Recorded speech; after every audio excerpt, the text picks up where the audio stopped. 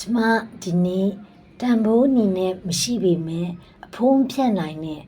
ကျင်နာမှုနဲ့လေးစားမှုစကားလုံးလေးနှလုံးကြောင်းပြောပြပေးချင်ပါတယ်။မြည်ရတဲ့ကာလတွေမှာ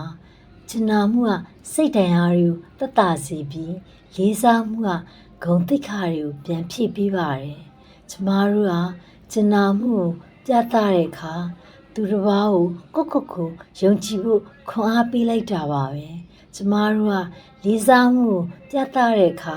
သူတို့ရဲ့အသံဟာအရေးပါကြောင်းသတိပေးလိုက်တာပါပဲ။ကျင်နာမှုနဲ့လေးစားမှုဟာပေါင်းစပ်လိုက်တဲ့အခါ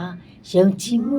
တားစာတာဖြစ်မှုနဲ့စစ်မှန်တဲ့လူသားချင်းဆက်သွယ်မှုတွေကိုတိဆောက်ပေးပါတယ်။ဒီတန်ဖိုးတွေကိုကျမတို့ရဲ့အိမ်တွေ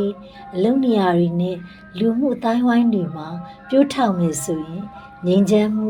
ယုံကြည်မှုနဲ့မျှော်လင့်ချက်တွေဖြစ်ကြီးထွားလာပါလိမ့်မယ်။ကျင်နာမှုကိုရေဖြစ်စဉ်းစားကြည့်ပါ။လေးစားမှုကိုနေအောင်ကြည့်ဖြစ်စဉ်းစားကြည့်ပါ။တခုတည်းဆိုရင်လေသူတို့ကအစွမ်းထက်ပါတယ်။ဒါပေမဲ့နှစ်ခုပေါင်းစပ်လိုက်တဲ့အခါပန်းချံထဲမှာပန်းလေးတွေပွင့်လန်းနေတယ်လို့ပါပဲလူတွေရဲ့ကြီးထွားမှုကိုလည်းကူညီပေးပါတယ်။စွញ្ញံတန်ဒီနဲ့ပဋိပက္ခတွေပြည့်နေတဲ့ကဘာကြီးမှာ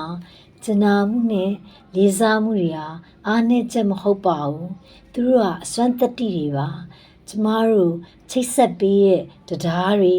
လမ်းပြပေးရဲ့အလင်းရောင်တွေပြီးတော့ကျမတို့ထိတွေ့သမျှနှလုံးသားတိုင်းမှာအမြဲရှင်သန်နေတဲ့လက်ဆောင်တွေပါပဲဒီနေ့ကစပြီးလူသားချင်းကျင်နာလေးစားမှုရေးချကြအောင်နော်